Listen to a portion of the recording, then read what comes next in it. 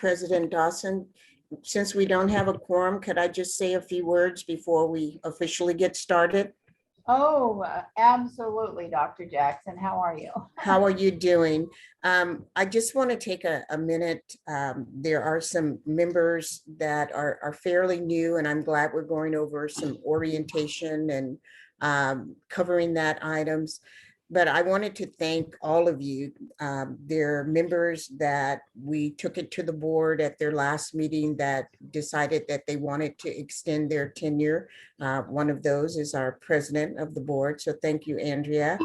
And then we have fairly two new members, not new members to the community, being very active in the community. I wanted to personally thank Dr. Stacy Thompson, who recently retired, but I'm trying to get her back involved in things. And also Jeff Cambry, who That's I've because known. you're failing at retirement, Dr. Yes, I am You're failing at retirement. I am. And the other one is Jeff Cambra, who I've known since I was in College of Alameda, very active in Rotary and civic things. So again, thank you, both you, Jeff, and Stacy, for moving forward, representing both sides, Alameda, and then also we're Oakland. And so we are going to be looking for another member. So it would be great if we can get someone from maybe Emeryville or Berkeley, because that's an area now that would I would like to make sure that we cover all of our regional partners, because we have colleges in all of those areas. So thank you both for joining. Thank you, members that agreed to extend, and thank you, staff, for all of your hard work. We're going to do a presentation tonight. And also thank you, guest. Doug Horner worked with me, for those of you that don't know, when I was the chancellor at Chabot Las Positas. He was in a comparable role as IVC Smith. And so he's going to help us as we move forward with publishing the documents that we're required to do. And we're a little behind on that, but we wanted to bring it to the Oversight Committee before we actually publish. So with that, I'll turn it back over to Mark as our facilitator, and also to President Dawson, who's going to be running the meeting. So thank you all. Thank you. Thank you, Chancellor. Madam Chair, you have 3 members. Oh, here's our 4th. Fabulous. Okay. He is connecting, Benjamin Scott. And good evening, this is Benjamin. Great. Wonderful. Thank you for joining. Yeah, thank you. So you make the quorum so we can officially start.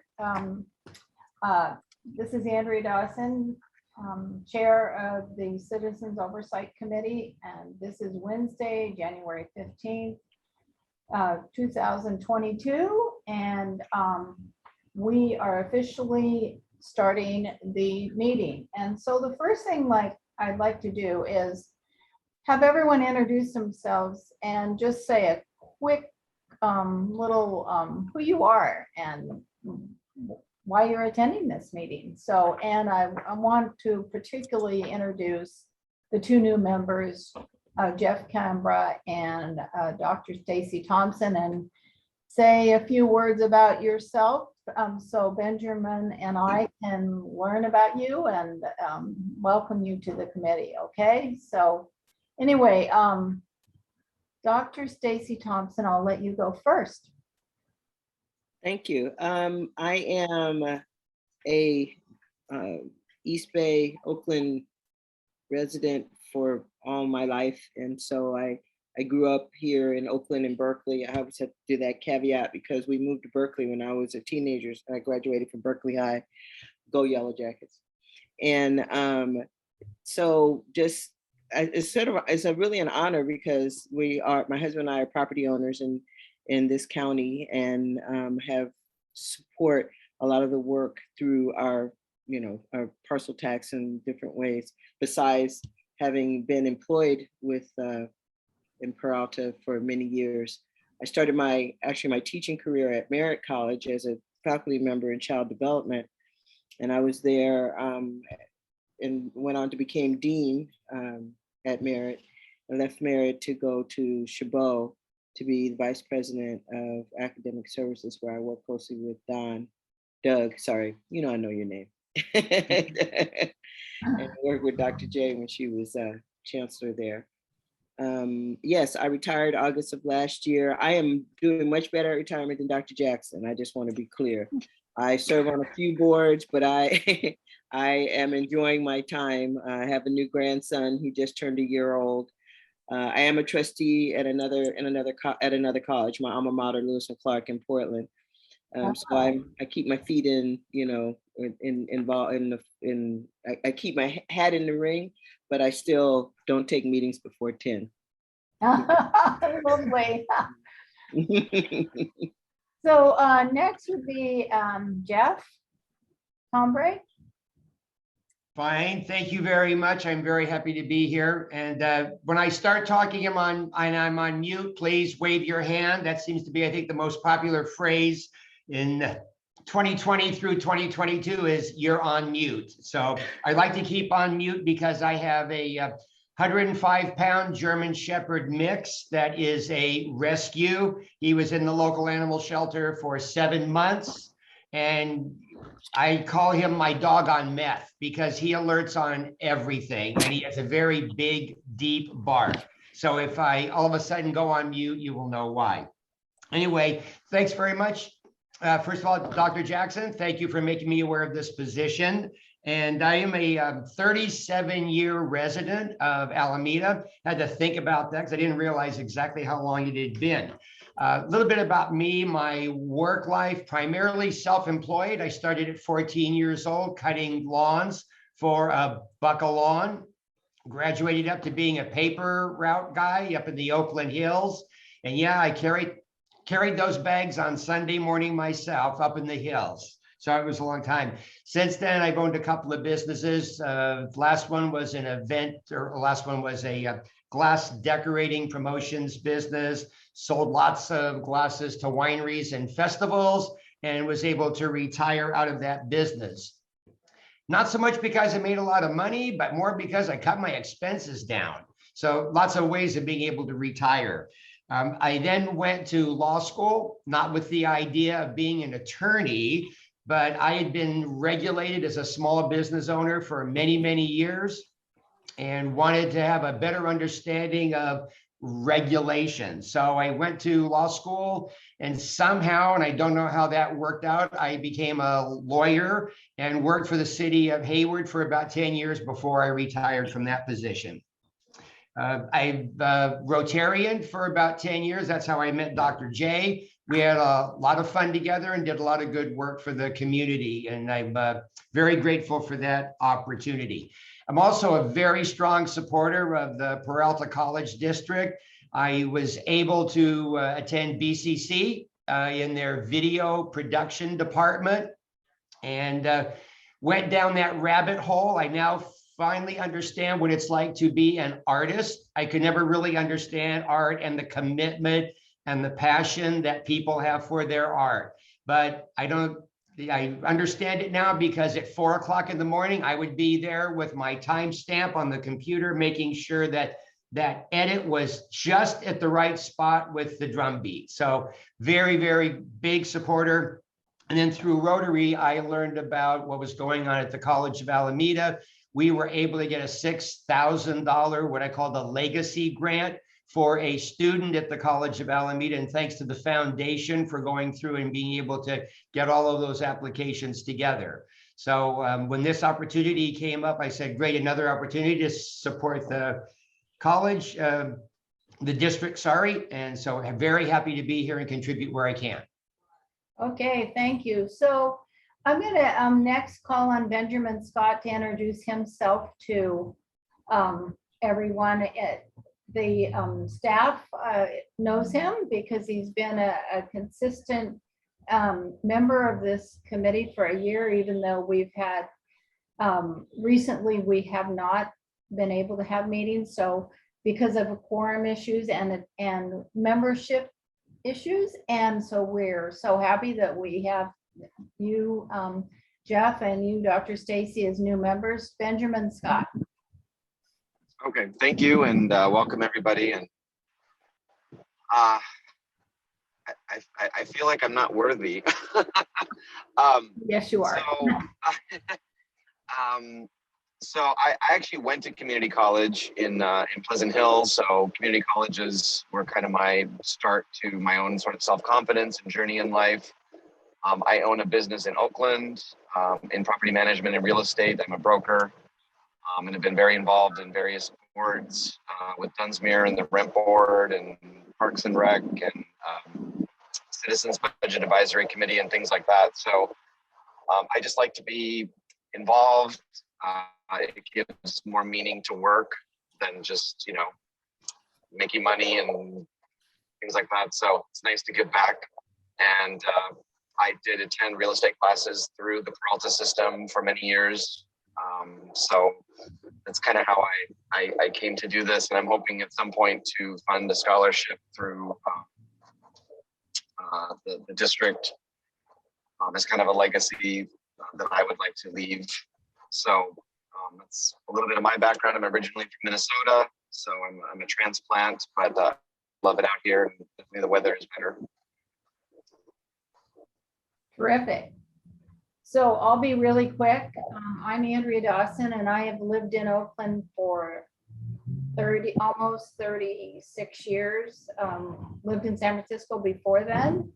I actually work for the San Francisco Unified School District in the bond program as a senior project manager, and have worked as a consultant through Banner Construction Management and Acumen Building Enterprise in Oakland, and worked at Oakland Unified School District on their bond program.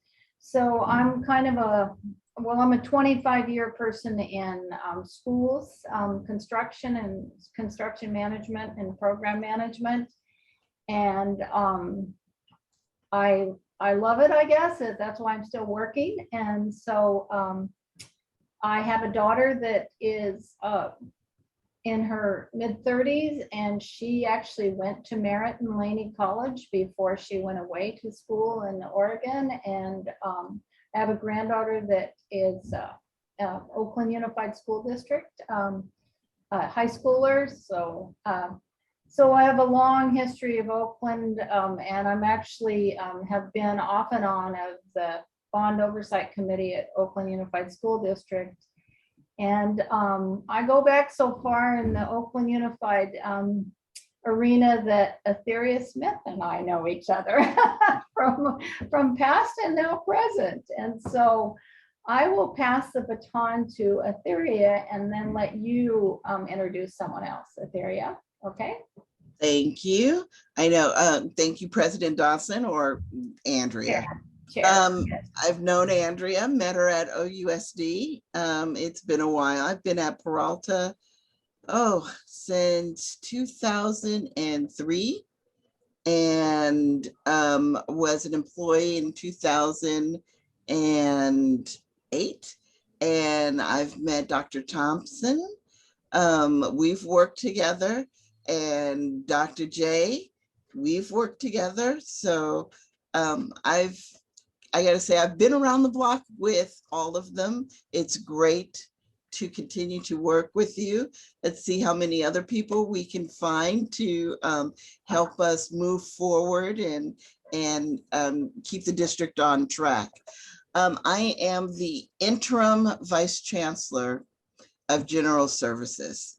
And what that means, for some who do not know, is I work with AECOM, who is our program managers, and to oversee the bond. And also I oversee M&O, maintenance and operations. So I have two groups of very different folks, but it is to build, maintain, and repair the facilities at all district sites. That means the district office and all 4 campuses. So it's been challenging. It's been great to have Dr. J back. And I will now pass it to Keith Kajia, our Okay, thanks, PMO. Etheria. I'm Keith Kajia with AECOM. I've been under contract with the district since, let's see, February 2022 is when we started our contract, but I'm a longtime AECOM employee. I've been with the firm for 37 years, spent 2/3 of my career in K through 14 education programs. Let me turn it over to Sharon, who's also on my team. Hello, everyone. Good evening. My name is Sharon Serrano. I also work for AECOM and with Keith, and I've been in this business for over 20 years, and I'm just here to provide any assistance to the committee. Thank you. Keith and Sharon, is AECOM an acronym? It is. Architect, Engineering, Construction, Operate, and Maintain is actually what the acronym stands for. Thank you. AECOM.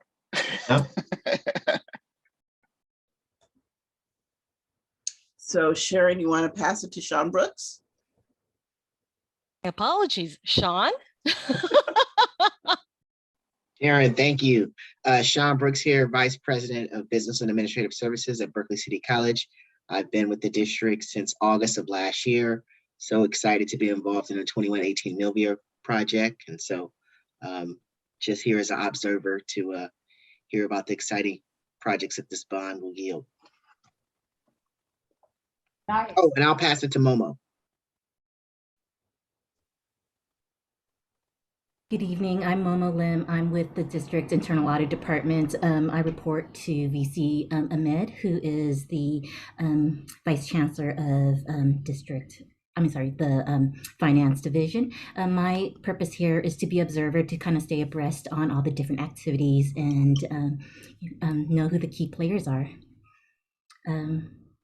Mark? Thank you, Momo. I'm Mark Johnson. I'm the Executive Director of Marketing, Communication, and Public Relations at the district. I started at the district in 2019. It's my first community college job. I previously worked at both commercial and nonprofit publishing organizations where I was the head of marketing. And I came to the Bay Area originally in 2005 to work at Stanford. And I was at Stanford for 9 years. Before Stanford spun out the business unit that I was working in into a private company. And this is the most interesting job I have ever had. I love it. And it's, yeah, I'm just super excited about the bond program and the trajectory that we have. So thank you all for participating. Let's see, let me introduce Peter Wong. Hi there. So Peter Wong, I'm with Baxter McCarley Berry. We're financial advisor to the district, and we've been engaged by the district as their advisor since I want to say 2019. I could be off a little bit there. I think it was 2018 that we got started. And I've been involved in the municipal bond industry for let's say over 30 years. Kind of lost count after plus 30. So we're involved with the district, helping the district structure the bonds, develop the tax rate analysis and so forth. So with that, Could we also, I believe, That corner. what about Doug? I'm just trying to make sure everybody has a chance to just weigh in because he is going to be assisting us, I believe, with some getting public. Well, I'll let you talk about your background, Doug. Yeah, last but not least. Thank you very much for that introduction. I am Doug Horner. As you have heard, I worked with both Dr. J and Stacy Thompson at the Chabot Las Positas Community College District.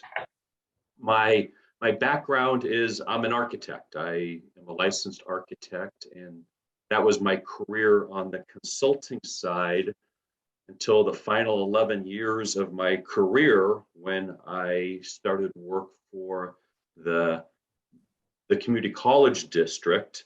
and walked to the other side of the table and began representing the district instead of the architect. I found it extremely rewarding to work on a large scale of projects.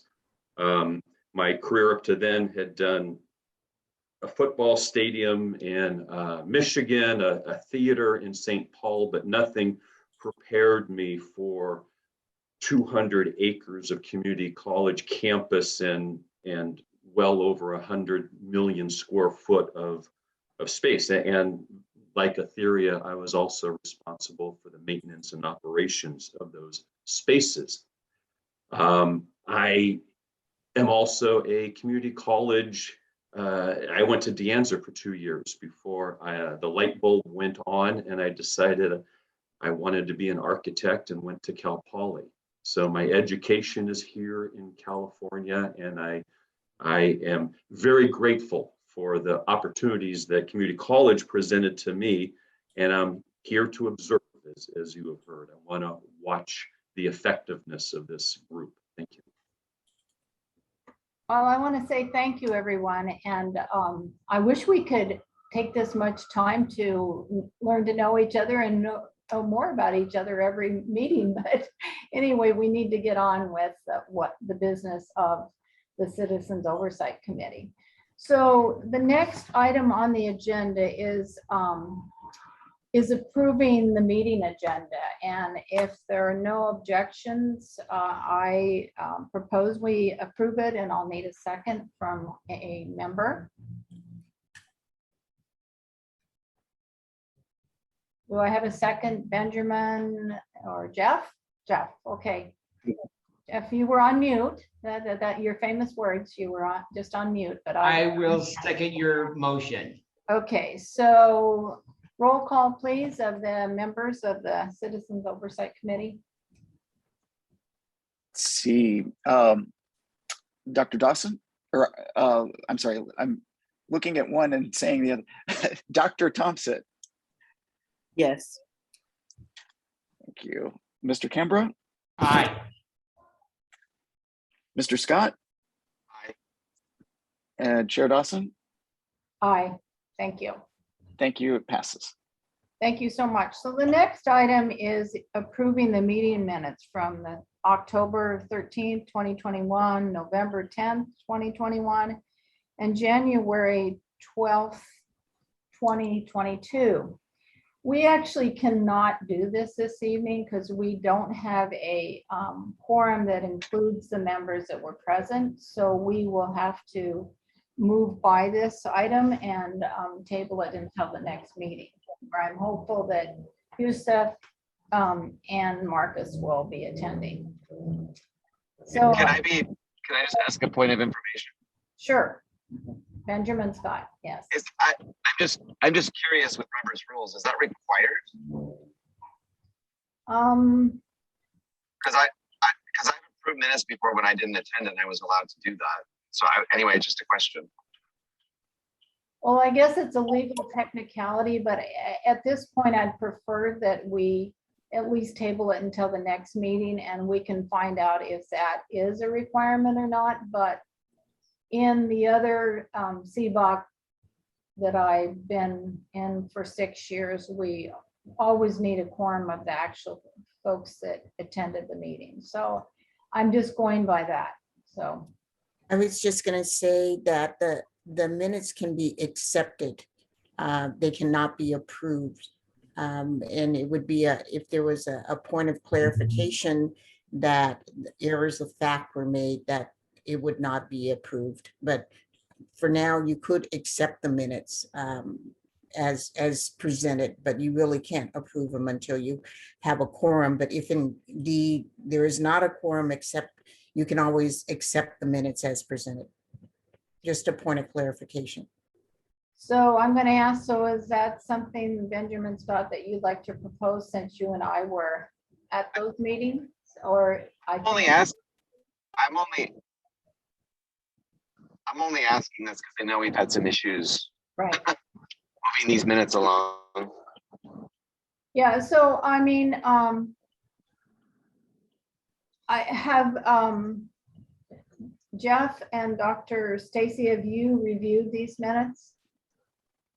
I don't know what am I, okay, I can't vote on them. I wasn't there, so it doesn't matter if I reviewed them or not, because I don't know what actually happened or what didn't, because I wasn't present. Well, I think that, just given that, I think that we should pass on this and table it and bring it up at the next meeting, okay? So with I that, concur. pardon me? I concur. Okay, thank you. So next item is the Peralta Community College District Policies Review. And Dr. Jackson, do you want to start off with that or pass that off to someone? You're on mute. Dr. Jackson, you're on. Chancellor Jackson, while you Thank you. get unmute, I can give this some context.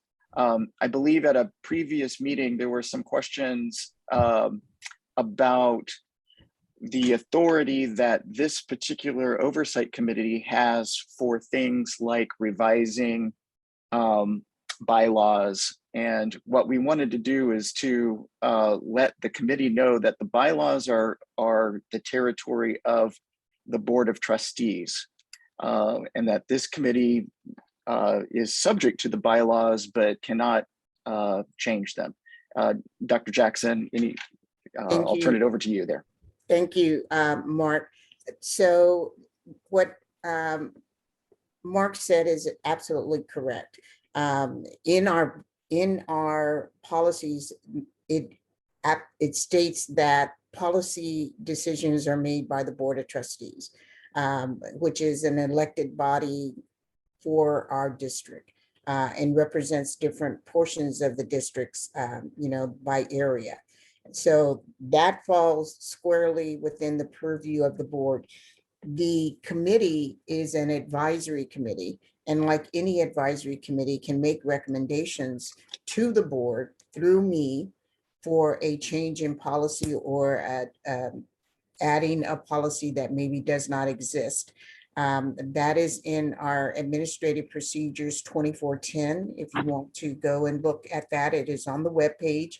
If you go to the webpage and look under Governance and look under Board of Trustees, there are then sub-menus under that. And that outlines what the policy is and the procedures, and it actually depicts a diagram of how board policies can begin. That is going to be revised because it does not include the colleges and how something can start at the colleges, but that will be an addendum that will be added to that AP. But you will see that anyone can make a recommendation. There is a procedure. It's clearly outlined, not only in narrative, but also visually. But this body does not have the authority to implement a policy or to approve a policy. It is a public advisory committee without limited responsibility for general policies that affect the entire district. Thank you for that explanations. Members or anyone else care to comment? Questions? Okay, so we will move on to number 5, which is the bylaws review. And so I don't know if you've had an opportunity to read the bylaws, new members, but I will say the one thing that I think Chancellor Jackson, Dr. Jackson would agree with me on is that these are written in tandem or in concert with Ed Code 15278 through 15282, which is actually the regulations around having a citizens oversight committee when a bond is passed under the 55% voting rule is what I call it. So in a very simple terms. So if you haven't had an opportunity, new members, to read the statute 15278 through 15282, I will be happy to send them to you. That's really what why we are a committee that's required to be sitting body as long as there's any funds in either one of the measures that are currently measure. I always forget is it A and A and G. P? Yeah, see, other districts J. So anyway, so with that, I don't, do we have any questions about the bylaws from new members or Benjamin? So on it's agendized that we are to review them, there's no action required, it's just to There's review no them. action required. It's really an introduction to the bylaws and to the regulation that constitutes us having those bylaws. I don't know if you see my hand is raised, but Oh, yeah, thank you. I was going to make a suggestion for especially for the new members, but it can be sent out to all members. If we could forward that, Mark, Etheria, those regulations, rather than having everybody go search for them. And that way the members can have a chance to review them. And then if you would like that agendized for further discussion at the next meeting, just please let either the staff know or the board president so that we can then discuss it. If there's no questions about it, it was brought up by a member who is not here. So that's why I want to make sure that opportunity is given. If there is further discussion, we can put it back on the agenda at that time. My only question, Dr. Jackson, is when were the bylaws adopted? Because there's a place for it on here, but there's no date of when it was adopted or revised, the bylaws. I'm not trying to put you on the spot. I was just curious. No, I honestly don't know, Dr. Thompson. Mark, I see you. Sure. I believe that they were adopted in early January 2019 and amended in February 2020. And the amendment in February 2020 was only the change in date of committee members' term starts. The original bylaws had a start date on March 1st with the term running through the end of February, which was aligned when the bylaws were first written. Mm-hmm. And Chair Dawson and the committee in 2020 said, wait, we really need to align the committee terms with the fiscal year of the district so that we're writing annual reports aligned with the district. And that was a really sensible change. And the Board of Trustees adopted that in February of 2020. So what you're looking at should be effective February 2020. Thank you. Thank you, Mark. Perfect explanation. Thank you. You're welcome. So any other thoughts or comments on this item? Ivy C. Smith, this is being recorded. So could you speak to what you put in the chat? You're on mute. I went on our website and pulled up our information on the Bond Oversight Committee, and it has various information that we can look for and you can read through. But also I want to make sure, I don't see the bylaws in there, but there was just additional information there. So we will make sure that you get the bylaws and regulations. And we probably should put it on the webpage also. Okay. A copy of the bylaws, Mark sent those out. Yeah, All of the documents for today are posted on the Build Peralta website. Great. Thank you, Mark. all right. Thank you so much. And so now we have item 6, which is public comment on non-agenda items. Is there any public that is participating? Mark Johnson. So either myself or Chancellor Jackson.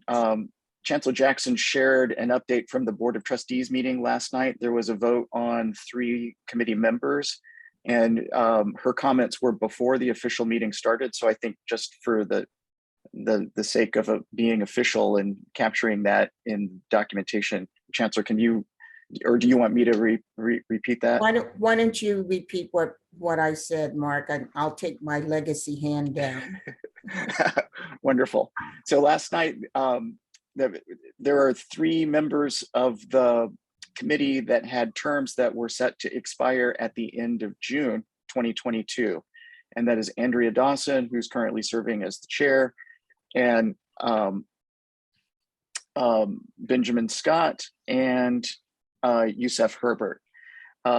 Benjamin Scott has just completed his first term as a member, and the Board of Trustees agreed to renew Mr. Scott's service for another 2-year term, which will be his second. So congratulations, Mr. Scott. And the board agreed to extend the terms for Andrea Dawson and Yusef Herbert for 2 more years, which will be their 3rd and final terms. So congratulations, Chair Dawson, and to Mr. Herbert, who is hoping to be able to join us later. So, And that's it. excuse me, Mark. So this is my 3rd term? I think it's my 2nd. Anyway, I just have a point of clarification to look, but whatever, it's fine. So yeah, it is what it is. We have to go by the regulations. Yes. Right. Thank you. Mm-hmm. So the next item is what I'm most excited, and I hopefully the new members are excited to hear about this too. And this is it's Keith Kajaya and team, if there are any others that are going to be participating, but are going to do a bond status and program spending update. So this is exciting. Wow, this is the exciting highlight for you, Andrea. It is. I love it. Well, I love this stuff. I love this stuff. So. Okay, I think I can share my screen, right, Mark? And this is what we're about, is like following the spending for the taxpayers so we can report accurately. There we go. We can see that okay, and you don't hear the sirens behind me.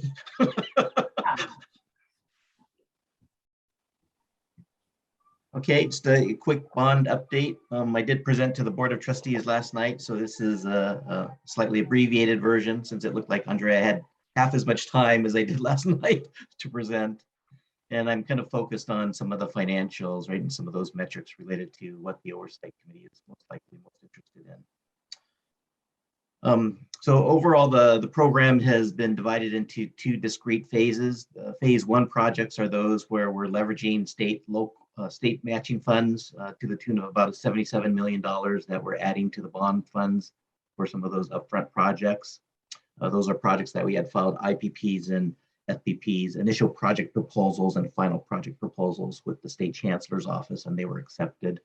So we're certainly advancing those projects along with a number of what we might call make-ready projects, those projects that are either within the footprint or those that are impacted by those same projects. Phase 2 projects are projects which we have not started, and this is really a purposeful kind of strategy related to the bond spending plan where there are so many unknowns, and certainly since we've come on board in February 2020, we've seen a lot of changes. I mean, certainly COVID happened after we had started, and we've seen some impacts related to that. But we've also seen impacts related to the processing administratively of our state funding documents, or what we call DF-14s, which are milestone approvals from the Department of Finance, have gone from what we anticipated to be 1 to 2 month durations to, in some cases, 6 to 8 month durations for project milestone approvals.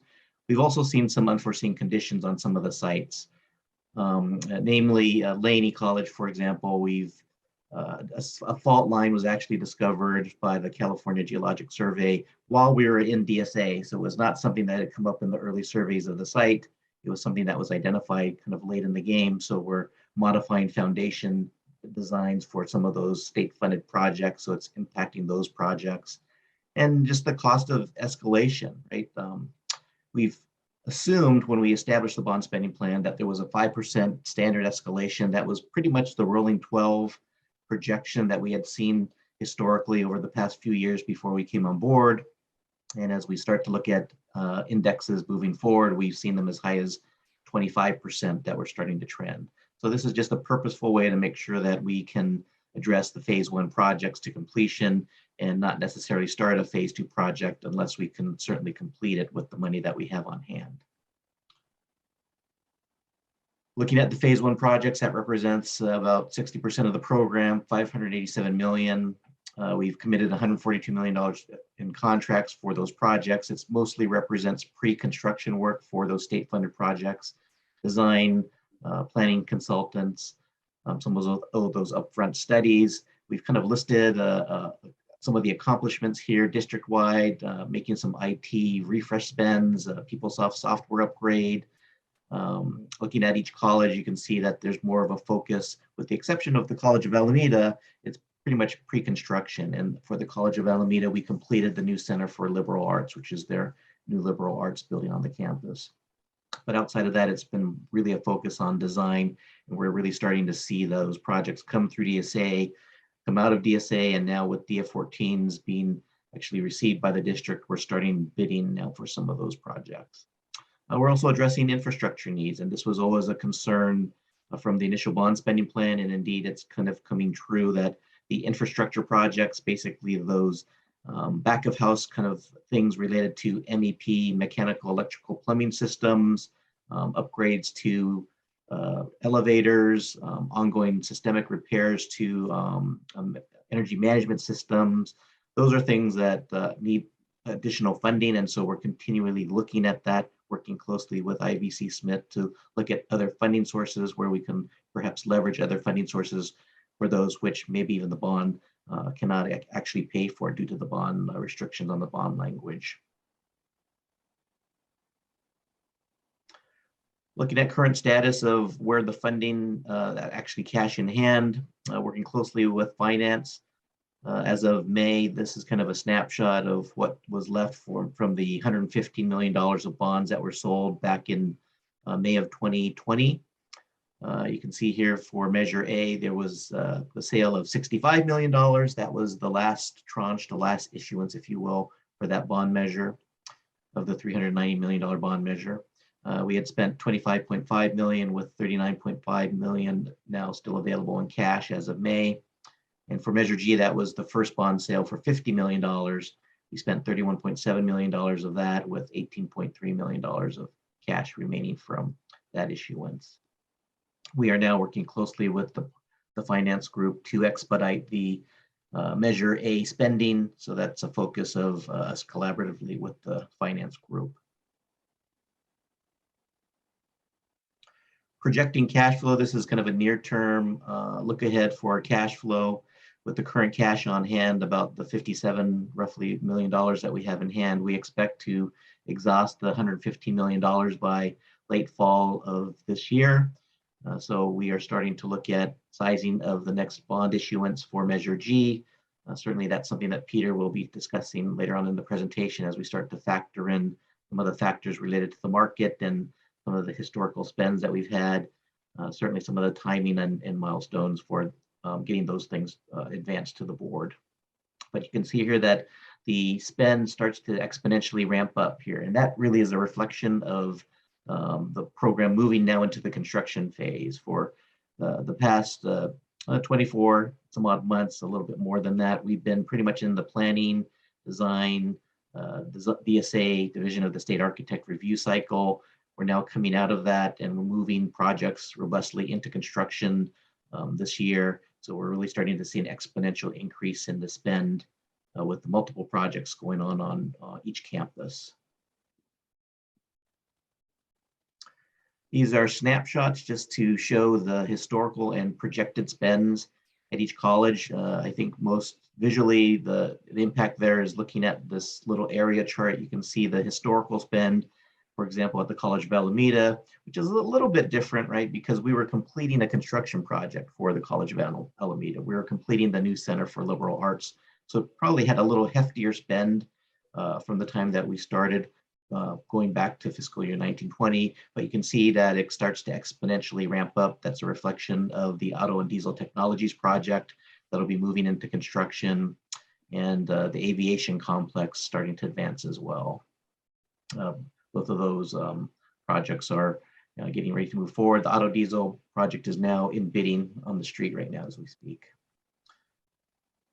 At Berkeley City College, you can see that the historical spend's a little bit less because it was more a reflection of some infrastructure spends that we're making at the campus. But their major project is the 2118 Milvia Street, known now as the Berkeley City College West Campus. It's the new building on the corner of Milvia Street and Center Street. The design build project that's being shepherded through a progressive design build model. It's right on schedule, going to DSA shortly. It's in its final CD phase. So we expect that to start to move into a demolition phase. And we are actually looking at advancing an early procurement package to the board for some early procurement of some items, because we're trying to beat inflation in a number of areas. And that's one strategy we're trying to leverage so that we first don't succumb to some of these supply chain issues that might happen further later during construction, but also we can secure pricing today rather than be exposed to further escalation increases.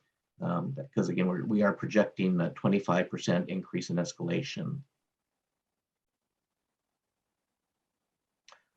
Laney College also kind of echoes that same profile. You can see that we were addressing a number of infrastructure needs. Laney has probably the most active projects related to state funding projects moving forward.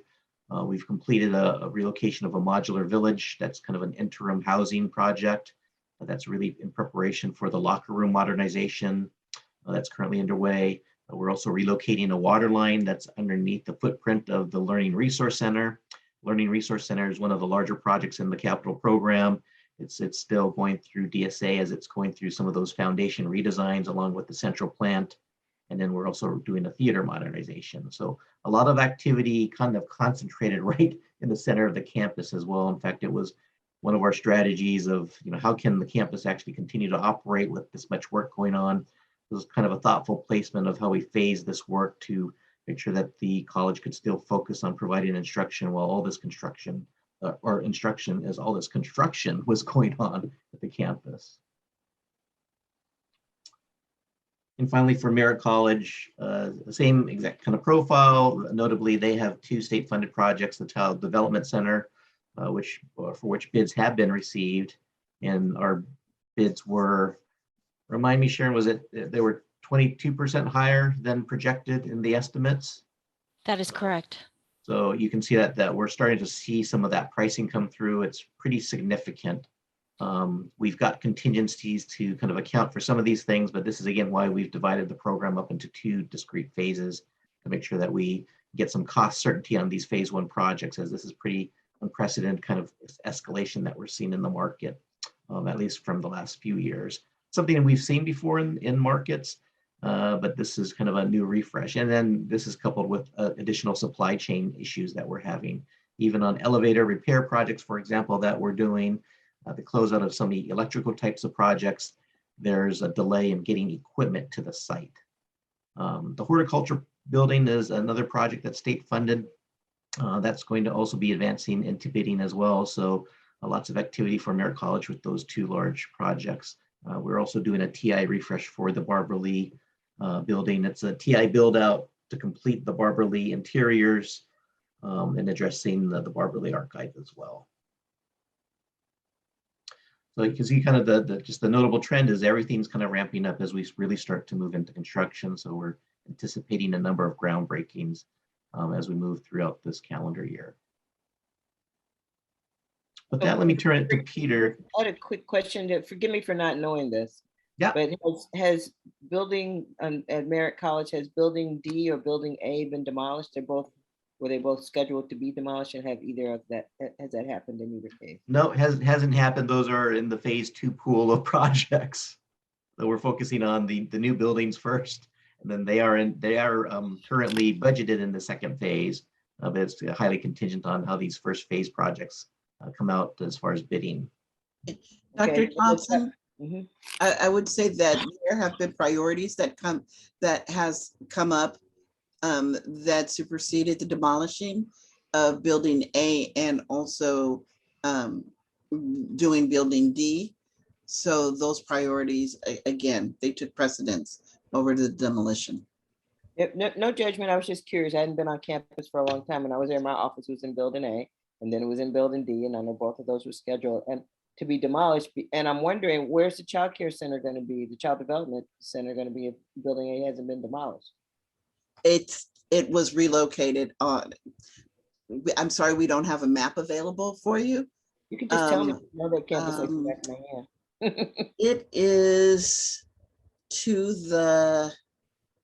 it is on the other side of, you know, on the loop where you can go out into the community. It's there on that loop, right on the other side, close to horticulture. Okay. But it's on that other side. So it was relocated. And the reason why it was relocated there is because of the safety for the children. Recently, you may know that, you know, the fires, the wind, the storms did not allow for people to come up into the community or the children to get out. So now we're going to utilize a back road into that community area to get the children out for the CDC. So that's why it was relocated there. Good plan. Thank you. Sorry, Keith. Oh, this is the handoff to Peter to talk about the historical cash expenditures and sizing of the bond and next steps there for the next issuance. Okay, yeah, Keith, thank you. So on the slide 10, as you can see there, the last time the district sold bonds was back in May of 2020. And that was a fairly difficult period because of the pandemic that just pretty much froze the market back in March of 2020. And so district really had to wait until things calmed down. And in May, the district was able to sell the 65 million of the Measure A and then 50 million of the Measure G bonds. And on that, on the right-hand side, you can see historically what the cash expenditures has been in terms of bond funds spending. And as of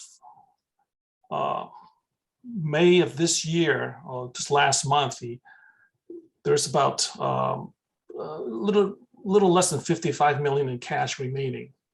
And as Keith pointed out, come this fall, there's a lot of contracts that's going to be entered into. And so the actual construction is going to commence, the heavy construction. So the cash flow spending is going to increase substantially.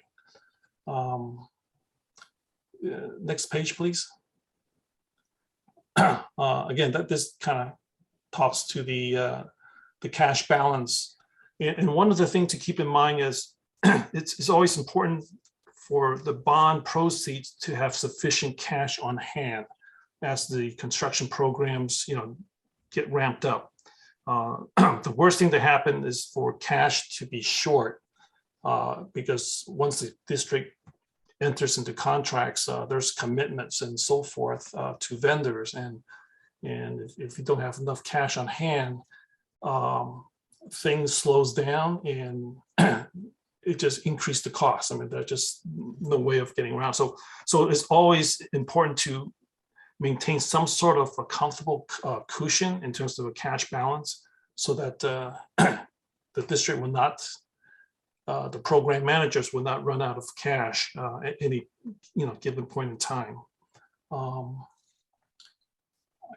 think this is, and again, as you can see, the monthly expenditure forecast in the out years, 2023, 24, and 25 is ramping up. So we expect to issue sizable amount, and we'll probably issue more bonds than is necessary for the first 12 months because again, it's costly to go into the market.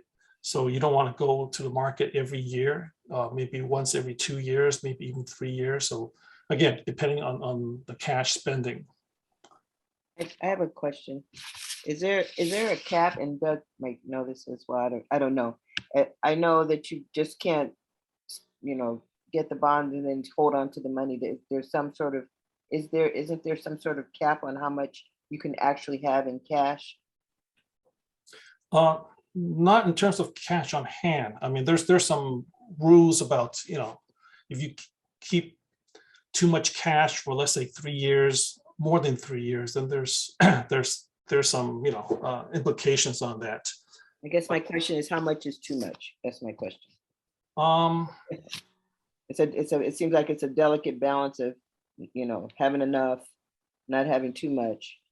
Yeah, I mean, there's no actual dollar amount. I'm just curious. If I'm responsible for it, I want to know. Yeah, it's like this. It's like if you're going to issue 100 million, you're paying interest on it, and you don't want that money to be sitting in the bank, not being used. So you have to match it with your expenditures, and that's where the program manager would tell us, we're going to spend these amounts as as indicated in that table there on the right hand side, and then we can try to match it. So you don't want to have too much cash in the bank because you're paying interest on it. So that's costly. So there's a balance there, but there's no set formula.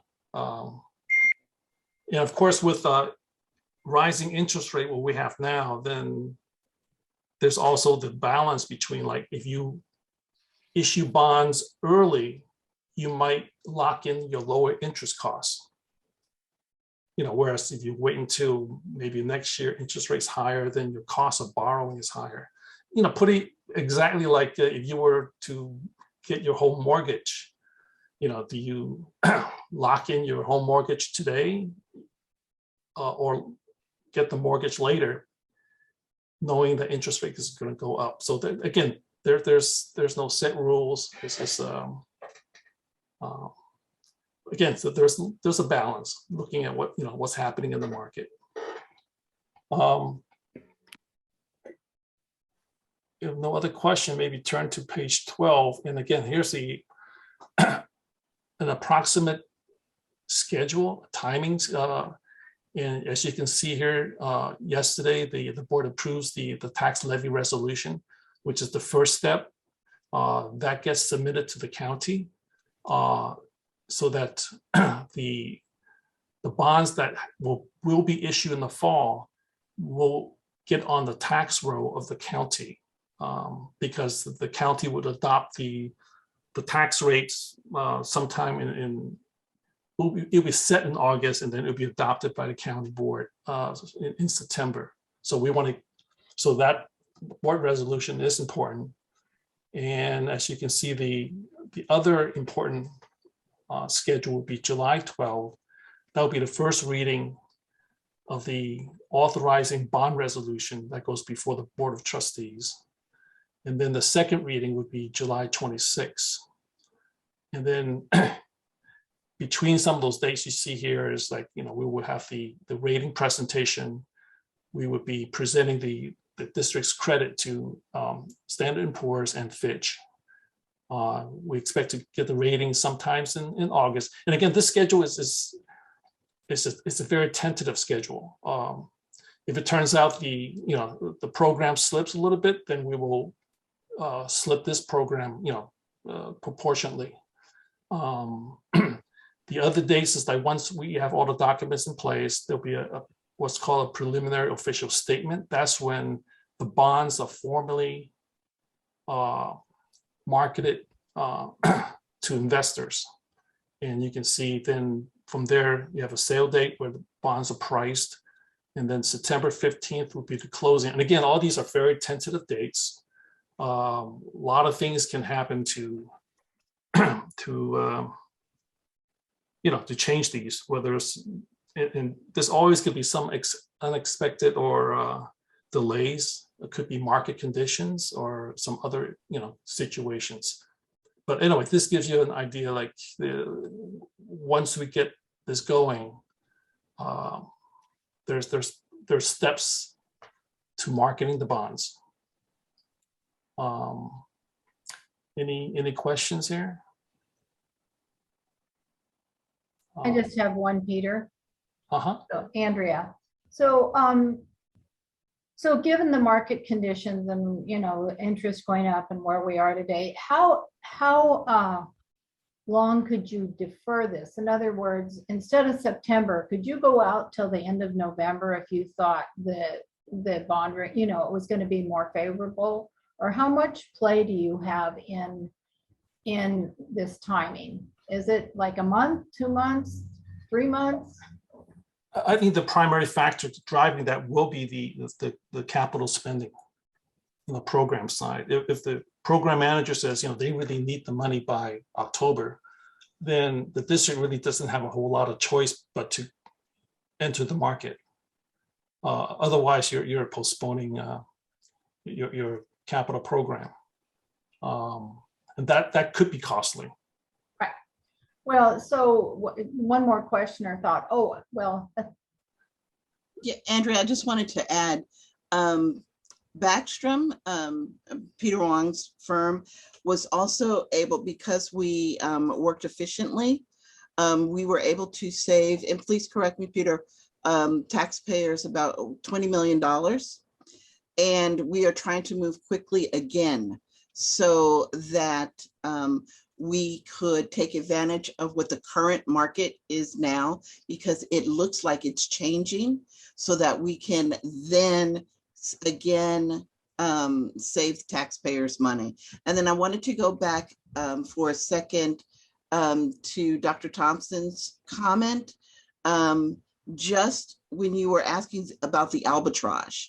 So the PMO, the program managers here, have worked out our cash flow so that they anticipate for, 3-year spend, so that we don't have that arbitrage, and that we can come back to this committee at an early date, like we're coming back now, to secure funds for the next phase of projects. So it's the 3-year arbitrage that we are staying ahead of, because the PMO again is doing their cash flow, and then of course we are having an advantage in the market because Backstrom is also looking at what the market is saying to do.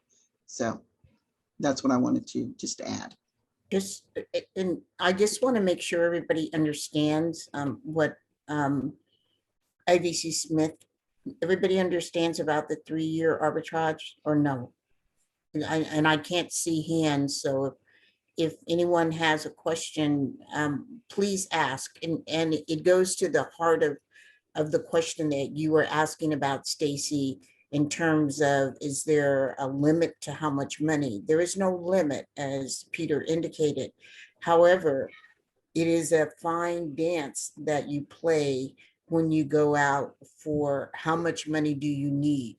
And the arbitrage is that if you have funds and they are not used within a 3-year period, then those funds then become taxable by the IRS. So that's what arbitrage is. They're saying that you can't ask taxpayers for money and then just sit on it.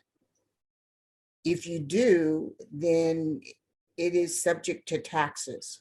Yeah. And so that is, I think, what you're talking about in terms of how much money. So that's why it's a really art rather than a science in looking at what are going to be the escalation costs, which Keith has already talked about, him and Sharon, and what we've already experienced. How much do we want to go out for? And then how quickly are we going to be able to spend that, given all of the other external factors that we've been dealing with so far regarding the logistics, the delays, and then moving forward and comparing that to what the estimated construction costs are versus the actual. And that is part of what AECOM is working with the district and keeping abreast of that. And Peter, did I speak? Yeah, I just want to clarify one point. There's a 3-year spend down rule by the IRS. And if an issuer, a governmental entity, failed to spend the entire bond proceed within the 3 years, then the investment is restricted to the bond yield. So the bonds does not become taxable. So there's no penalty at that point. So it's not it's not so as onerous as it sounds. So if let's say, and for a program that has a 10-year, multiple year life, like as in Peralta, because you have a multi-year CIP, the IRS will give you more leeway because you'll be issuing multiple bonds over the years. So it's a 3-year restriction or 3-year spend down requirement. But if you cannot meet that, they can give you an exception. So there are outs. So it's not it's not as onerous as it sounds. Yeah, I'm just speaking from experience as being a chancellor and having to pay a penalty because we did not spend down. So it depends on who is assigned to you as the IRS agent. And sometimes they will make a recommendation to move forward and sometimes they won't. So, and give you some leeway. So I always look at the worst case scenario and then hope for the best versus hoping and planning for the best and then finding out we wound up with someone who's looking strictly at the law and that we did not meet that requirement. So I just want this committee as an oversight committee to understand that all of that is what is at play when we're looking at how much to go out for, how much are we going to spend, what are the escalation costs, what are external factors that could affect that, like we're looking at logistics and delays.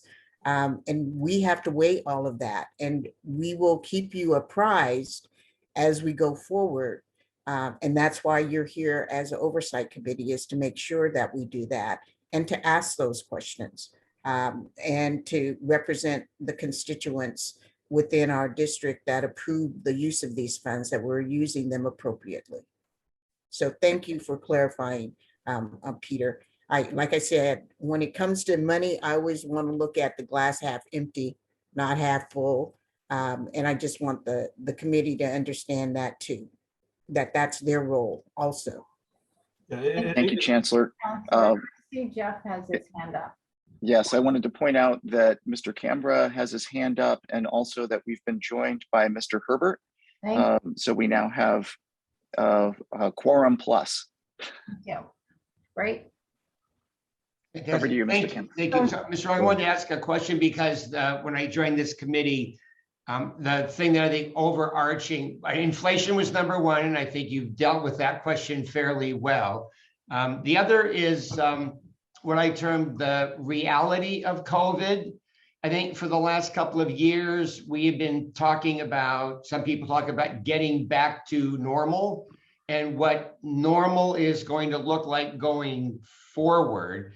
So that, like, when you propose dates that we've seen now, I think those obviously are subject to potential shutdown, supply chain, COVID restrictions again. So how do you take those things into account so that we don't wind up with too much money or the inability to spend the money we have because of unanticipated restrictions due to COVID? Yeah, I mean, we start with what Keith is doing and his team, and that is try to have the capital expenditure forecast as accurate as possible. I mean, that's what really drives everything.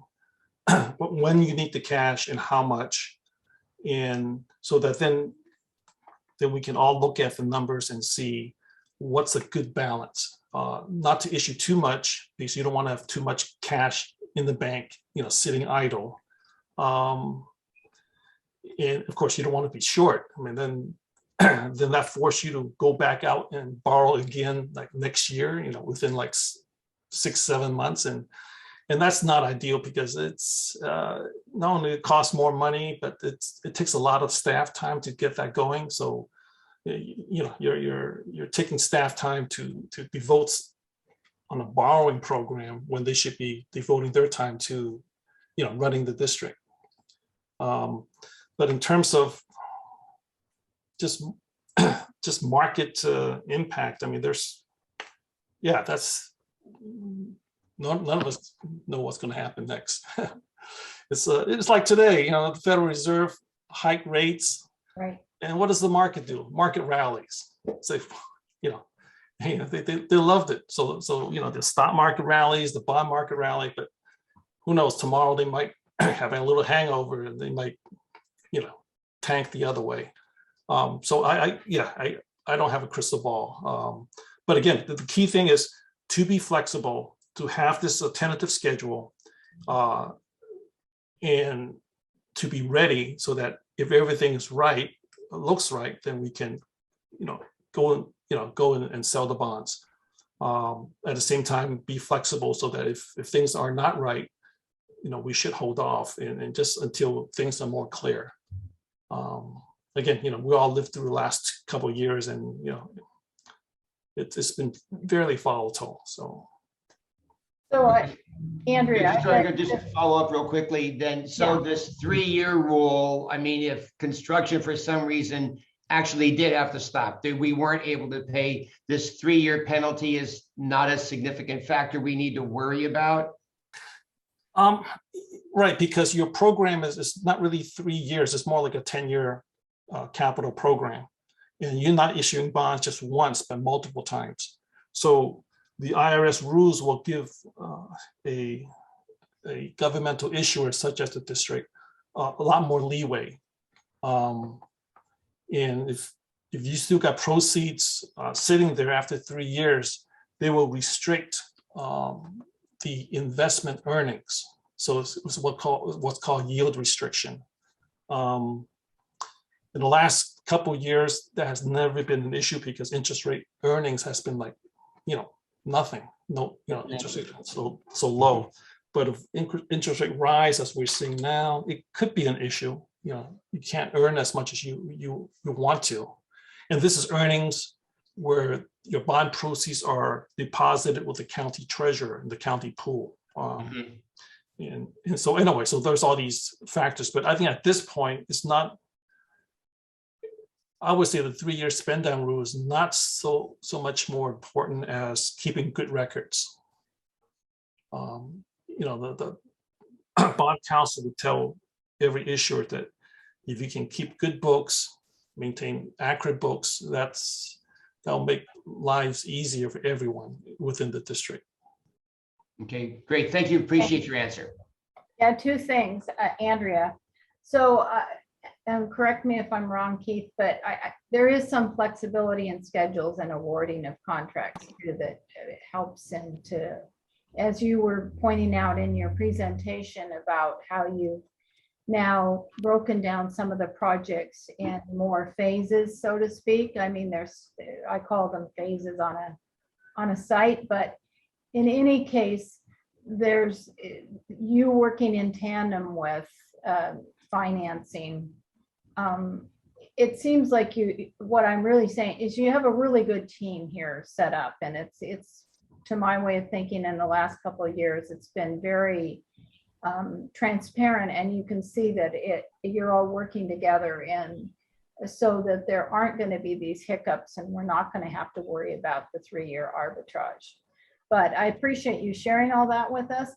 And what I would suggest is that when the bond sale actually does happen, that we have that on the agenda to so that it can be reported to us and how it the whole thing was transpired, and then also have a little, more of a conversation about refinancing bonds, which often happens when interest rates are more favorable, and basically all the things that bond counsel and Peter and the program look into.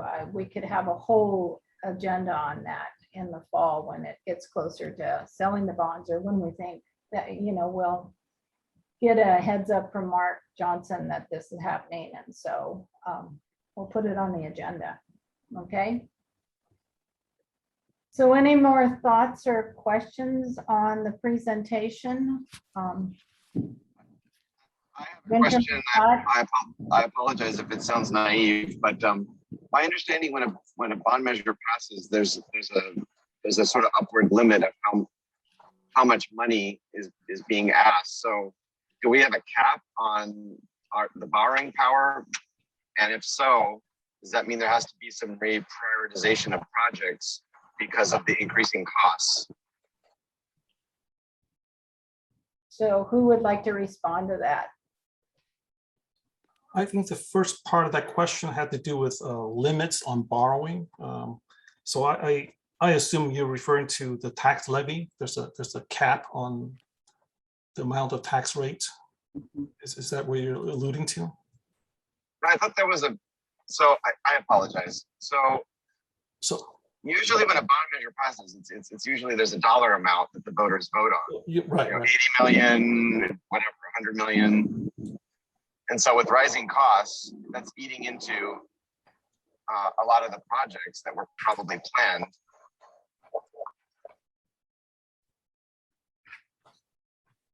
So there's two questions, right? Yes, if I need to rephrase that, just let me know. But I think you were hitting it on the head there, Peter, with the percent cap on the AV growth, right? Of how much an issuance is limited to. Yeah, that's so one factor. Yeah, so there's a couple of caps. One is Measure G as approved by the voters. The maximum that can be issued is 800 million. So that's the one cap. And because it was part of a Prop 39 election, the tax levy may not exceed $60 per 100,000 AV at the time of issuance. So that's a second constraint. And then there's also a third constraint, which for Alameda County is not really a concern, but there's a constitutional debt limit. And I'm forgetting what it is for community colleges, but I want to say it's 2.5%. Keith, do you remember what the debt limit is for? I'm not sure. That's what I rely on you, Peter, for. That's for the lawyers to come in, but there's also a constitutional debt limit. So there are multiple constraints, but the key one is the voters approve 800 million, and the district cannot issue more than that total amount, and the tax levy may not exceed $60 in the aggregate. Yeah, and I think the other part of Benjamin's question was just with the increased costs that we're seeing and realizing on some of these projects. What does that mean for the projects that were anticipated to be funded by the bond? And so when we established the bond spending plan, it was based on the bond language, going through a shared governance process to prioritize those projects against the bond funds that we had available, which was the $800 million from Measure G, trying to anticipate where we're looking at other funding sources such as the state matching funds that we were able to secure as well, and creating a priority list. And that was what we created as far as our first bond spending plan that was created in 2020, based on that kind of snapshot of what we thought those things would cost at that point in time and the priorities that were provided to us through the shared governance process, working with each college president and their staff. Now that we're starting to realize that some of those costs are increasing for some of these projects, this is where we've divided the program into these two discrete phases. And you're very right, Benjamin, there may be some of these projects that we had on that initial list that may not be able to be funded because these early projects are just costing more, right? But we've always looked at the district's bond program overall, not just as a Measure A and Measure G, but it's a bond program. That is to say that it's our responsibility to be good shepherds of the bond funds and get as much as we can with those based on the market conditions that we're experiencing. But it's not to say that there aren't many needs beyond even the 800 million that we've currently defined, right? If you look at the facilities master plan, it was over a couple $2 billion of needs, and we're still looking at a refresh of the master plan, which I'm sure will be growing even more. So it's kind of a rolling cycle of ideally we operate this well, we execute well, we show the community that we're able to deliver these projects, And they entrust us with another round of bonds in the future, with a future bond to continue to respond to the district's ongoing needs. Like the district's an aging district. There are many buildings that could use some refreshes and things that need to be addressed. And certainly the current bonds that we have aren't sufficient to address all the different needs that the district has in front of it. So we've always looked at this as a bond program overall. And right now we have this much money in front of us. We're trying to get other funds to leverage that. But we also would look to, in the future, having future bonds as well on future elections so that we can continue to roll the program forward as the district continues to have those needs. Thank you for that good explanation, Keith. So other questions or thoughts on this item? If not, we will move on. And thank you again, Peter and Keith, and Etheria also for all the good explanations, and Chancellor Jackson, you too. Thank you. So moving on to item 8, which is the 2019-20 Citizens Bond Oversight Annual Report. And I would like to ask if Jeff and Dr. Stacy, have you had the opportunity to read the report? Yes. Okay. Pardon me? Yes. Okay. So, and did you happen to read the auditor's reports? Yes. Yes. You did. So I thought about this. You were not sitting members of our committee at the time that this work happened, and this audit report was produced based, for the year 1920.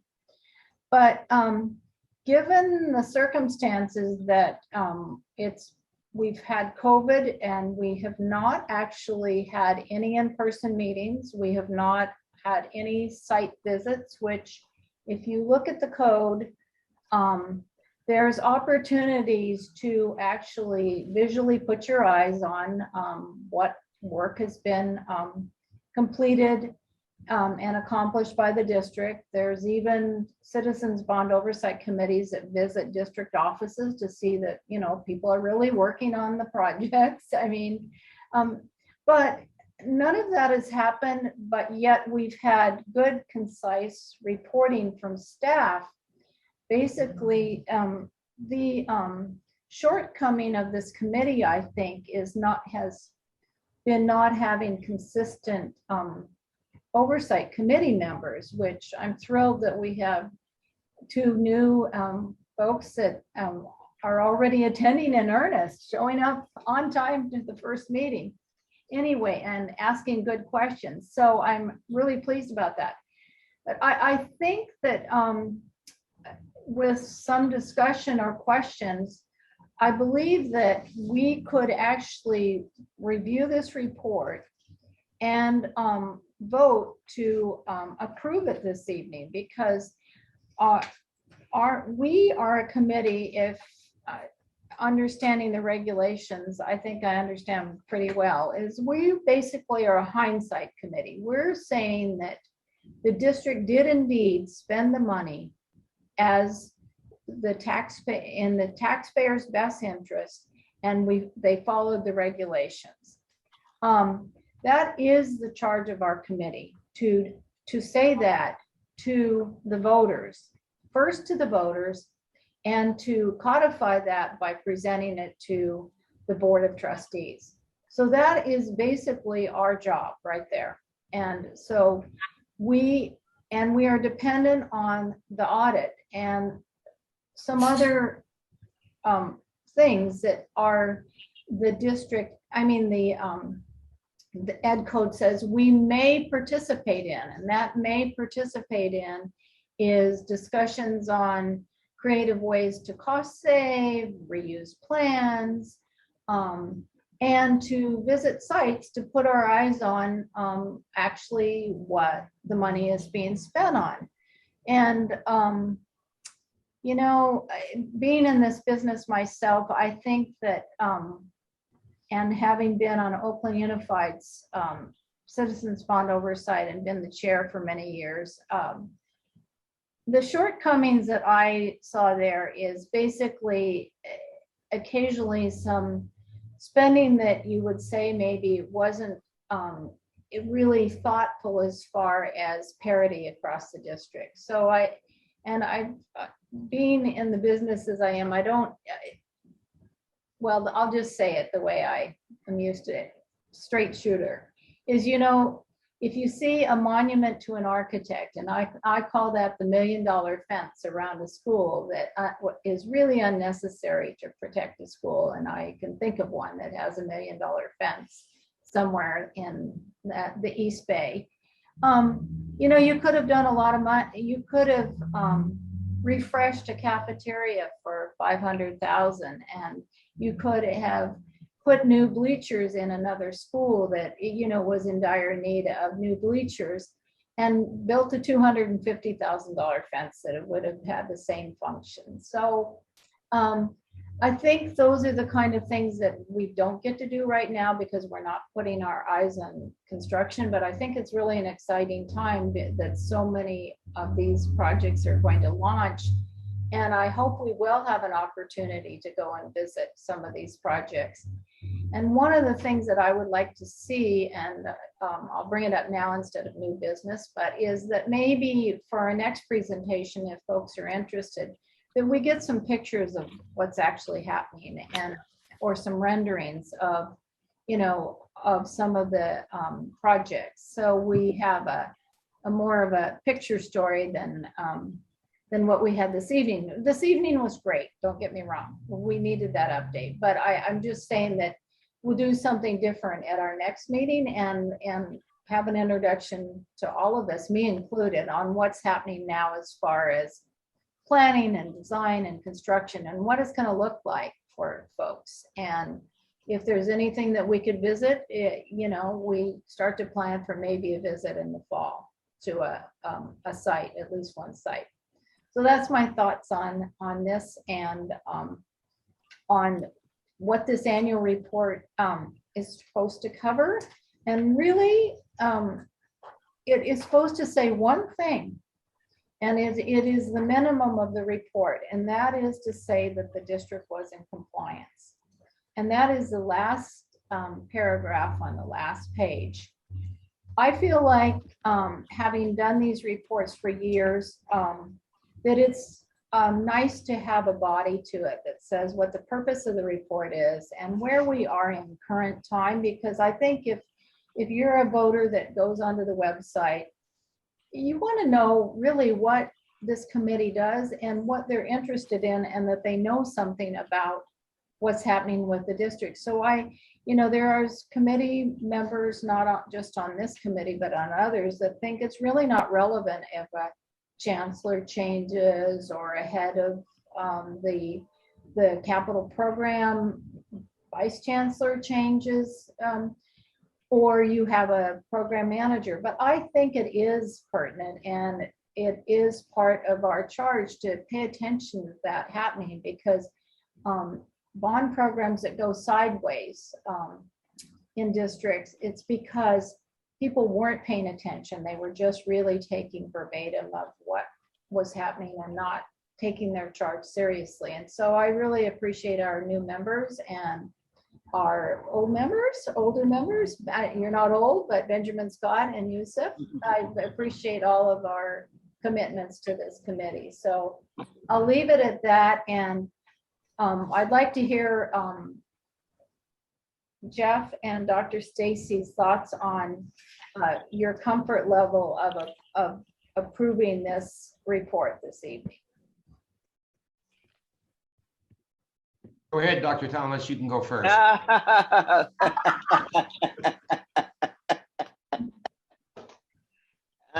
It's Thompson. I'm sorry, I don't have my glasses on. So could I just say something to give you, both of you, a chance about the report? I think it's a a good report. Having been in the position of a CEO of a district that had a multi-million-dollar bond program, one of the things that when we did our report is that there was an introduction from the chancellor, thanking the voters for approving it, outlining some of the projects that were completed, not superseding what is in the report, but as kind of an introduction for individuals of why it's important, just like you said, Andrea, so that the Oversight Committee, this is what the charge of the Oversight Committee is, reiterating that there was a clean audit. There were two parts that Larson did, the firm that did the audit. They did a performance audit to make sure that we were performing within accordance to the law and the regulations. And then they also did a financial audit to make sure that our financial books were in order regarding what was outlined that could or could not be used to fund projects through the bond measures. And we received, if you look at the last page as indicated, a clean audit on both of those counts. So we need to say that. It shouldn't just be the very last paragraph to me in a document that someone has to read through and finally get to, as I was been told, bottom line up front. We should start out with that rather than putting it at the bottom. And I can do that without changing the report. You can approve the report by putting an introduction to what the report is and then also putting the report out there. That was how I did it in another life, in another district. We publicized it. We talked about what new projects were going to be coming. We let the taxpayers know that we were going out for another, not another bond, but that we were going to release bond issuance to finish up the projects, give them a little bit of history about the first issuance, where we are. So all the things that you guys have been doing, but to put it in a more concise way when we present it to the actual taxpayers. So I would like to do that, but I also would like for you to approve this so that we can move forward with getting it published, because we were supposed to get it out sooner. Not we as a district, you as the Bond Oversight Committee. Let me be clear on that.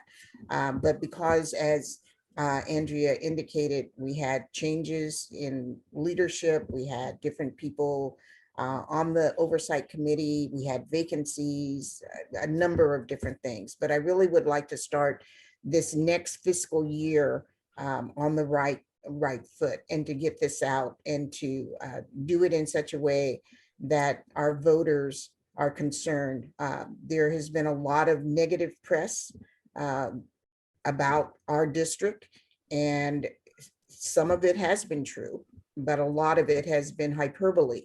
And so I want to set the stage straight, set the record straight, and to let the voters know that we have been doing great things. And I think it would be a great idea for you to visit one of the sites. And we're moving more back to face. We could set up a meeting and go over to College of Alameda, go inside the science building. You can do that as part of, and then have a meeting on the grounds. We could go over to Berkeley City College. You could look at the Milvia site and see where it's going to be located in regards. We could go up to the Barbara Lee Center so you could see what that's like and the new building that it is in. We could do all of those things if you so choose. We can work those things out logistically for you. We just need to know if that's what you'd like for us to do. And we could do that as early as your next meeting in the fall. So I just wanted to put it in perspective of the report, because once it is approved, then we can move forward with actually getting it out, not only on the web pages, but I'm even thinking in print media. We've done that before. where we, even if it's an electronic newspaper and it's put out, just to get the word out. So with that, I'm giving you some time to think about it, and I'll turn it back over to the board chair. Thank you, Chancellor Jackson. So I think, so this is, I think what I'm hearing you say that you wish, and I understand actually your rationale, that the statement of compliance is right up at the front, on the front page, first page. Is that what I heard you propose? That was the thing that I was proposing to start with, but I don't want to do an edit, right now, real time on the report, because I could do that with your concurrence by putting in a letter from the chancellor. Well, And I could actually, that is the one thing that I would have to think about. And I feel like when we do that, there can be an introduction from the chancellor, but it should be a separate letter to this, and it should be linked. Oh, it is. Right. That's what I'm talking about. Oh, okay. So because if you wanted this report reorganized as far as how it went in, in other words, the focus of the report, the focus of the report actually is to get you to say you're in compliance. But Right.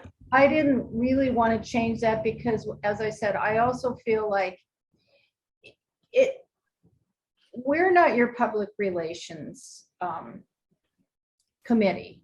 We're supposed to report to the taxpayers. But on the other hand, as you well know, that if we're unhappy and if the bond program happened to be dysfunctional, I guess is the word I'll use, then we have a responsibility to call that out. Peralta's is not at all. It's actually, you've become a very cohesive program in the last few years. It's really come together, which is really wonderful to see, as a taxpayer in Oakland, it's wonderful to see. And so I'm Anna, at you and leadership, Chancellor Jackson, and with Etheria leading the capital program now, it's come together, is the best way I can say it.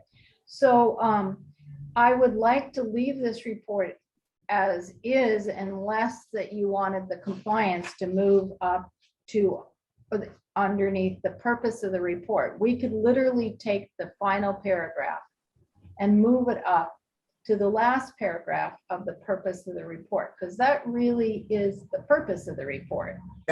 I think that's a great idea. If you could do that, that would be the only change that I would make to the report. And we could still, it's a tech, we're not changing any of the report. We're just moving a paragraph. That way we could actually approve this report this evening if our two new members are comfortable with that. So thank you, Mark, for pulling it up. Yeah. Because some folks won't care about reading about the auditors even. They just want to know that you were in compliance. And then they'll be interested, hopefully, in reading about the history of how we got to saying that statement. So this is. Thank you, Mark. Yeah. This is, first time serving on an oversight board, and I can't say that I've done a lot of reading of reports that have been submitted for public information, either Peralta or Shabola-Esposito's district. So I'm going to, defer to those who do know and have had that experience before, that if the report is actually needs to be more than adequate if we're under criticism right now, under scrutiny. If it covers all the bases, if all the I's are dotted and the T's are crossed, and speaks to all the pieces that we as an advisory board is representing these bond monies. is appropriate, and I don't have any problem with that. I read it, but I don't have anything to compare it to at this moment. So I think that it's fine. Yeah, as I said, there are some districts, including San Francisco Unified, that there is 2-paragraph statement, and it basically says we reviewed the audits, and then they make a statement that says they therefore found them in compliance. It's just cut and dry. But I feel like it doesn't really say you did your job necessarily. I mean, I feel like if we give it some context, which I feel like this report gives it some context, then it's just a better report to publish on our group's behalf. So, and to present to the trustees and say, this is what we're saying to the taxpayers. Chair Dawson, Mr. Canberra has his hand up, and I can't raise my, or can I raise my hand? I don't know if I can raise my hand as a host. Yeah, I don't know if we can or not, but Jeff, thank you, Mark, for seeing Jeff's hand. Great, thanks. So I just had a question. I think I need a clarification. I looked at the report, but obviously it refers to the financial statements. And then I looked at the June 30th, 2020 presentation that says it was done on July 9th, 2021 to the Citizens Oversight Committee. And I just had a question on, it was plate 8, where it talked about Measure A, and the bullet point was analyzing salary and benefit transactions of 7 employees, total salary and benefit expenditures of $868,194. And I just want to know, who are those employees? You're talking about from the audit report? Yeah, it's the slide presentation that looks like it was given on June 9th, 2021. Is that the same one that refers to this report that we would be approving tonight? It was in the pack. I don't know if anybody else. I mean, I don't remember what those particular, oh. There we go, down to plate 8. There you go, good, okay. Let's see, plate 8. Yeah, and the only reason I bring it up is in the bylaws, it mentions something about bond money can't be used for salaries, and I'm just trying to understand that clarification, that's all. It can't be used for teachers or other staff salaries. It can be used for salaries of anybody that works on the capital improvement program, including even somebody like Mark Johnson. A portion of his salary could actually be costed off and charged to the capital improvements program, because he's part of the team that basically is the liaison to us. So even that could be charged off. So if that's what your salaries and benefits, there was a ruling that by actually the state auditor, state attorney general's office years ago, it's probably 20 years now, or 15 anyway, that basically said any salary and benefit related directly to the capital improvements program could be charged to the bond. I see. And then through the statements that number was verified and that money did actually go for that purpose, then we can make that assumption.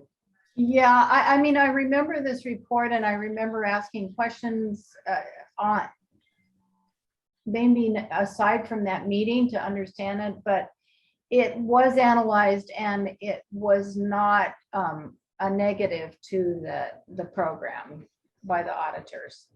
I see. Okay, that was just the clarification that I needed. Great, thank you. And I can clarify that my salary is paid by Fund 1, not by the bond, but I do believe that there were Department of General Services staff that make up the 7 employees there. Okay. That is correct, Mark. There are dedicated, and a portion of my salary, a great portion of my salary is accounted for in there, but there are other employees that solely work on the bond. A portion from my salaries from the general fund and a portion is from the bond.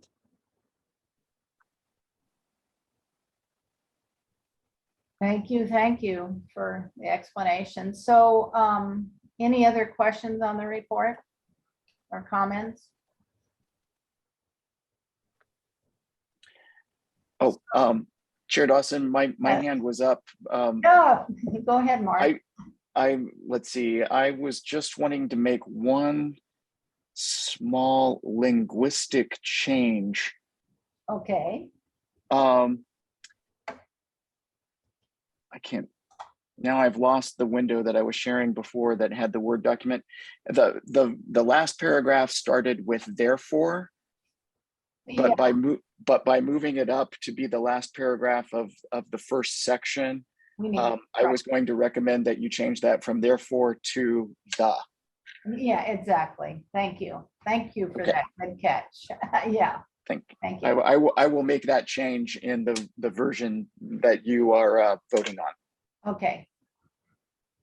All right. So are we ready to vote to approve this report? And then the next step will be, it'll be presented to the trustees at a future board meeting. So that's the goal, is to present it and then post it. So we take the draft off of it, lift that off and post it and present.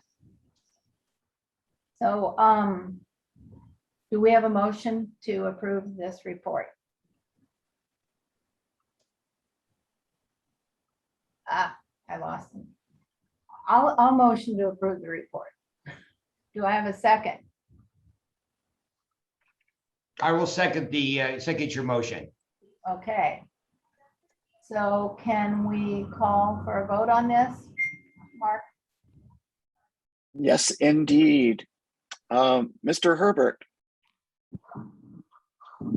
Yes, thank you. Thank you. Mr. Scott? I think that was a yes, but the signal kind of broke out. Benjamin, can you repeat Or that, yes, please? or yes. Yes. Gotcha. Thank you. Thank you. Dr. Thompson? Yes. Thank you. Mr. Canberra? Aye. Thank you. And Ms. Dawson? Yes. Thank you. The motion carries.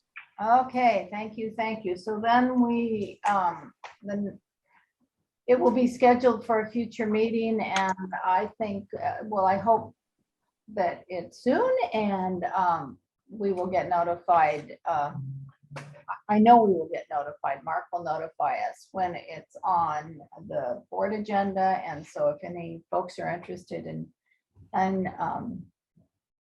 tuning in or showing up. Are you having in-person meetings for Board of Trustees meetings now?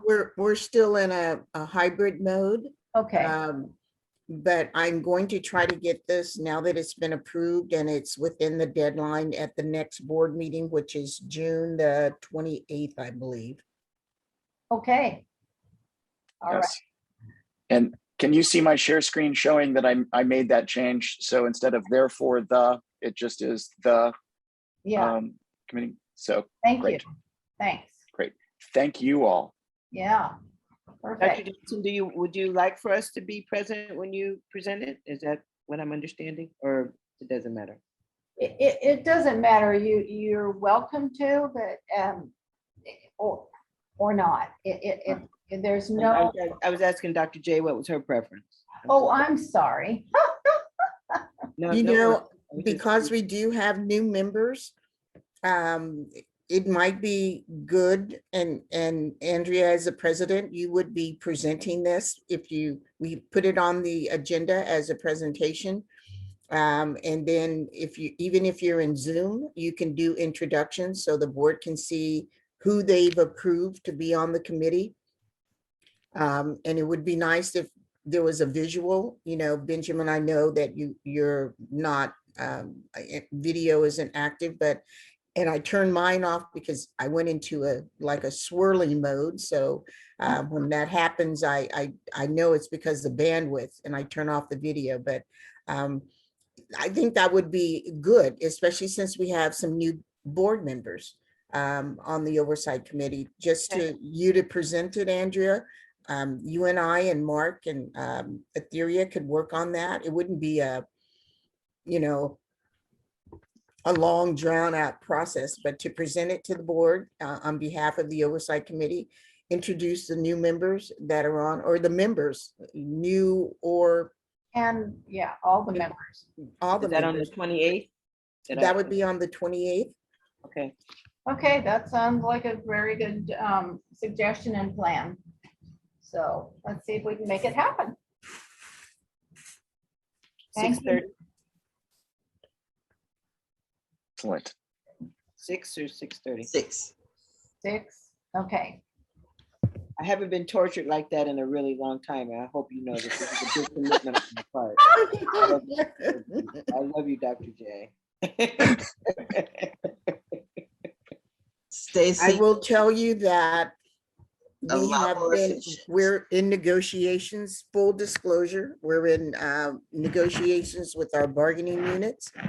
And therefore, the public comment sections are, can last up to 45 minutes.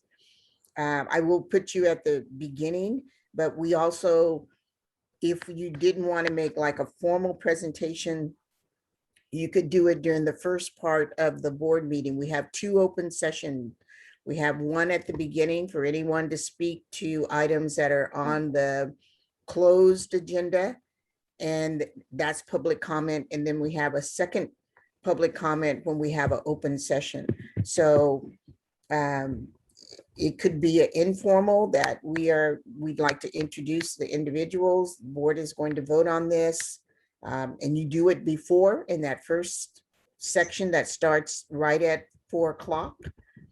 That way you wouldn't have to sit through all of the public comments because of negotiations. So we could do that if and we can poll each of you to see if that will work. I don't want to take time right now in your meeting, but Mark and IBC Smith could make that happen during the first one.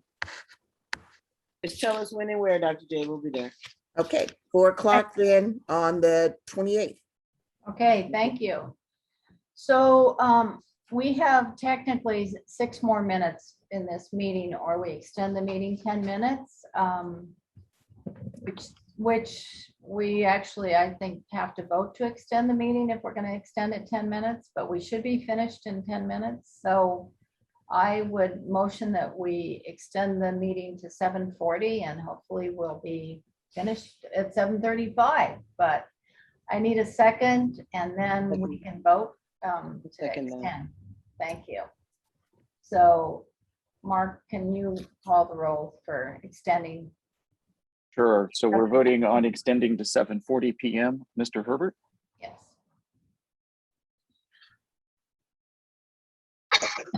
Excuse me. Yes.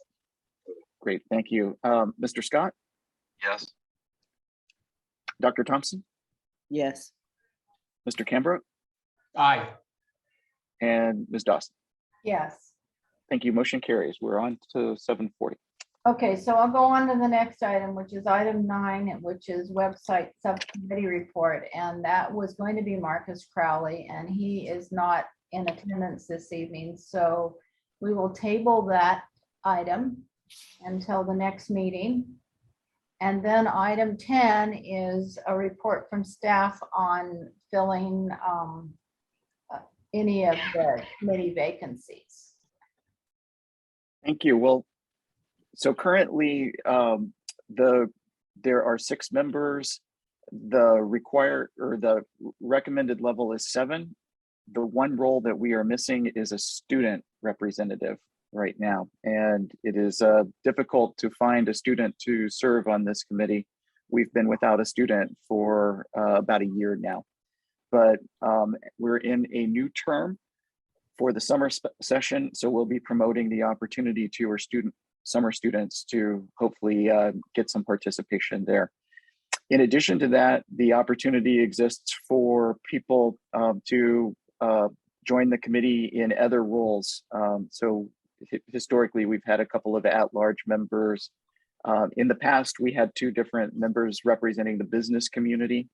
So just the fact that we have kind of one of each representative role right now doesn't mean that we can't add more committee members. So a question on that. Oh, sorry. I was just going to say, and the application form remains on the Build Peralta website. So anybody who's interested in, joining the committee has the opportunity to still submit an application. We have not closed the application period. Okay. So what I was going to actually, the question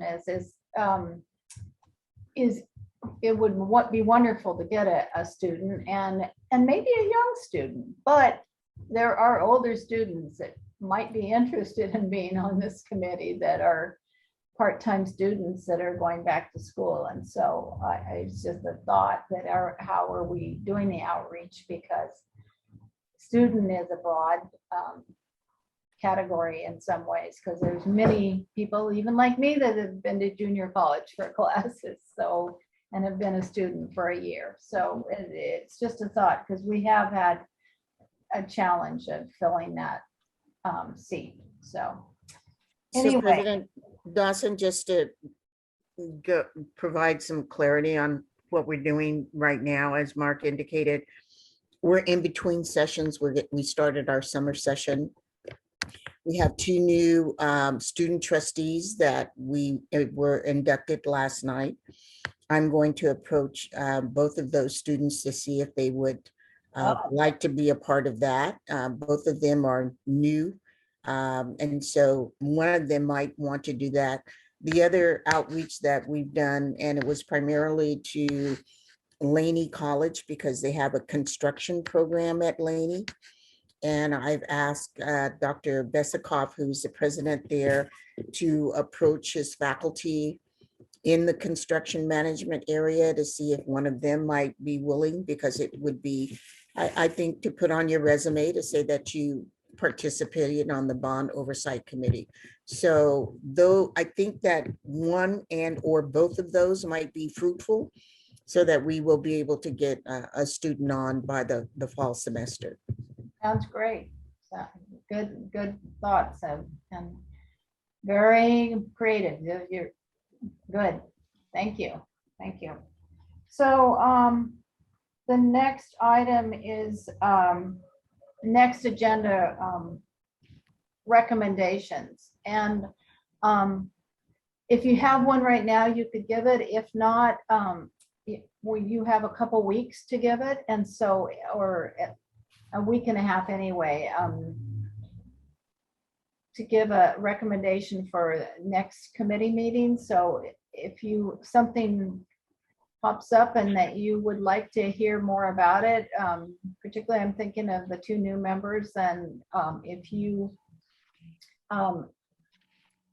email me and copy Mark Johnson, then we can take it under advisement and probably put it on the next agenda for discussion. Remind me when the next meeting is? Well, that was what Mark's probably got his hand for. That is exactly what I was going to ask, which is, when is the next meeting? Well, I mean, does the trustees take July off at Peralta? August. We take August. Oh, you take August. So then I would recommend we have a meeting next month, and then we take August off to give everyone a break, and then we reconvene in September. So it would be, this is not our, let's see, Mark, I've forgotten. This is not our standing date right now, but isn't it the second Wednesday? We typically do the second Wednesdays of the quarter. Right. So that's a question for the 2 new members, if the second Wednesday at this time works. Because that's what the rest of us had agreed to, but if we need to be flexible, we'd have another discussion about other times, other days. I'm fine with the second Wednesday. So, Dr. Thompson? Yeah, that's fine. Second Wednesday's fine. Okay, so then it will be the second Wednesday in July. And calendar handy, let's see. Let's see, I'm showing that as July 13th. Yep, that's correct. Yeah. Okay, so we'll schedule July 13th and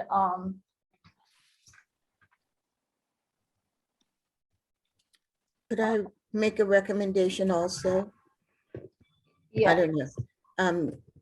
One of the things that, if the committee, the oversight committee is meeting on the second Wednesday, one of the things that we do with the board is we publish our calendar just in case anyone wants to attend the meeting, just, to observe.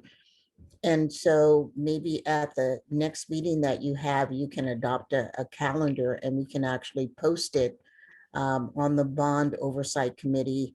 And that way anyone in the public that might just want to tune in. And we usually have in the past, I'm not sure how it's being done now.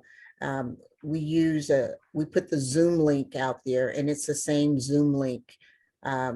So it's not like you have to get a Zoom message. It says, it's out there on the webpage. We schedule it for the full year. I guess the first Wednesday, second Wednesday of every quarter. And then that way it provides that input that you were talking about in terms of anyone in the community that would like to attend also. And you can put it on your calendar to make sure we have a quorum and everybody is in attendance. yeah, thank you very much for that suggestion. And Mark and I, to Mark's credit, we had talked about that before, but we had such a challenge of getting a quorum in the last 6 months. So it just didn't happen. So I really appreciate you bringing that up again, and let's move in that direction. Okay. So I think if there's nothing else, unless someone has a new business thought or item, that we could say we're adjourning and getting ready to root for tomorrow for the Warriors. Yes, go Dubs. Go Warriors. Yeah. Yes, And indeed. happy Juneteenth to everyone. Mark has his backdrop, June 19th. If you don't know what Juneteenth is, please Oh, I do. just go and check it out on the internet. Yeah, yeah. Thank you, everyone. Thank you, everyone. Enjoy the evening and participating. Thanks so much. Take Thank care. you all. Thank you. Good night. Good night.